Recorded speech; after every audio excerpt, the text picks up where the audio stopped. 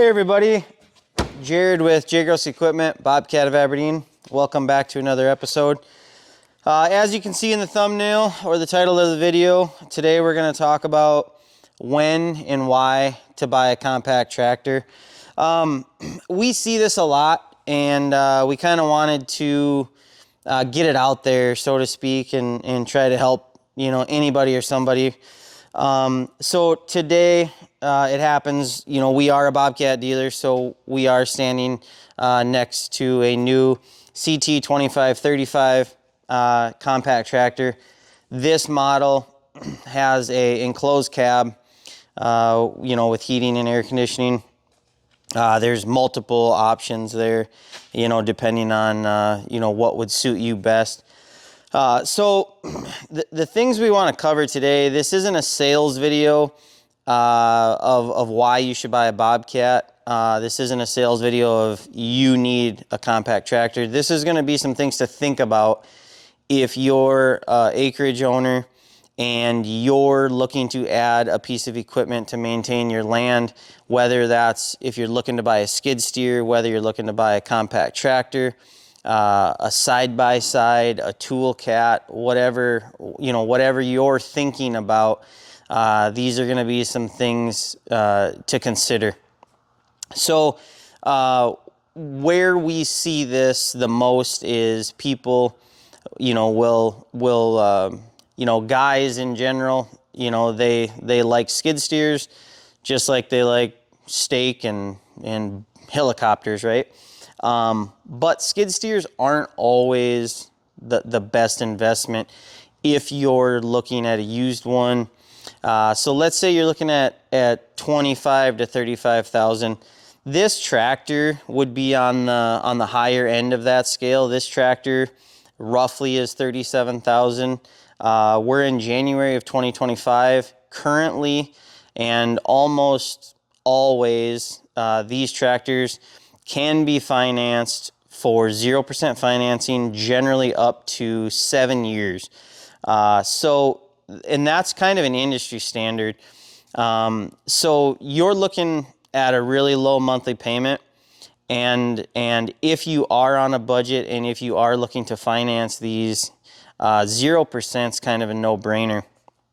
To where the used market, whether you're buying a used tractor, a used skid steer, a used side-by-side, whatever the case may be, generally is whatever the market's doing. Currently, that interest rate's pretty high, as everybody knows, whether it's 5, 6, 7%. So kind of to get back into it, we see people purchase used skid steers and they're a burden.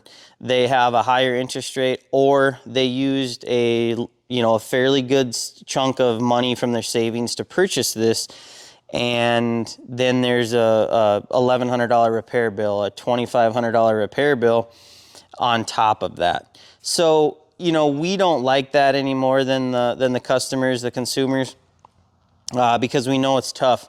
So when you consider a new compact tractor, this can replace a smaller used skid steer. It has a skid steer interface quick attach on it, universal 2-pin. So you can still do a lot of the same things, whether it's light material handling with a pallet fork, light dirt work, if you have to, do some light grading, snow removal. You can also utilize the 3-point. So the 3-point on this is super universal, whether it's brush cutting, finish mowing, tilling, the list goes on, depending on the region of the country or the world you're in. So on an acreage, if let's say you have 2 to 3 to 10 acres, it's almost arguable that this is probably more versatile than a skid steer. There are certain applications that require a skid steer, that require a tractor, that require other stuff that we're not even talking about. But that's kind of what we want to discuss. So a lot of people might get a skid steer in their vision, and they only want a skid steer. They go out and they purchase a used skid steer. Maybe it doesn't even have cabin heat on it. and you're going to use it for moving snow, and you don't even realize how versatile these machines can be, these compact tractors. So just some things to think about. You can generally do all your own maintenance. Let's say you're a guy that is taking care of 5 to 10 acres. You're putting up your own fence. You know, you're burying your own water line. You're trimming your own trees. You're a handy person, guy or gal. These are, in my opinion, you know, they're laid out cleaner than a skid steer. They're easier to work on than a skid steer.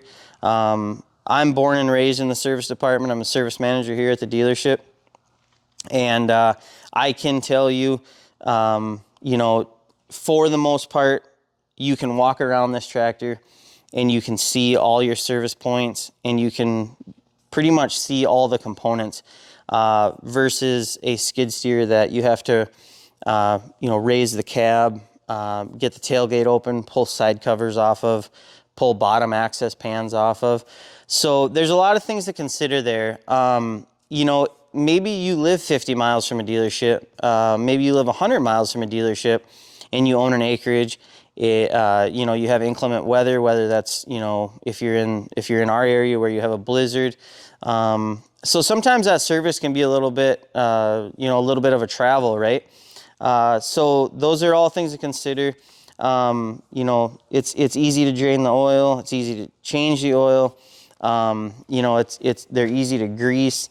There's very few components under the cab versus a skid steer. So when you talk about the maintenance side of it, or doing your own repairs, looking for electrical issues, all those things. So I think that about wraps up today's video. But we just want to make sure to summarize and to, you know, just one more time discuss, when you're considering buying a used piece of equipment, we would say for $25,000 to $35,000, definitely consider a compact tractor.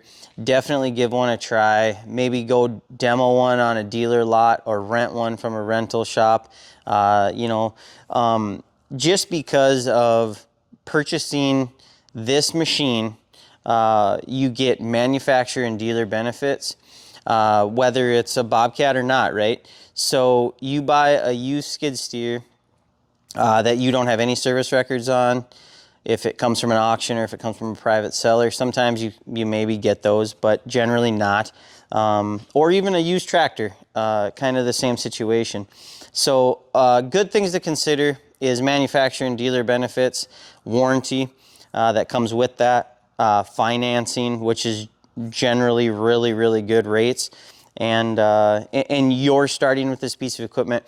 If you know you're going to be on that property for 20 plus years, you can buy this machine brand new and you can own it for the duration of that property and most likely pass it on to the next owner or the next generation. So if there's anything you want to know about these tractors, or if there's anything more in depth you'd like to see about these tractors, be sure to comment or send us a message.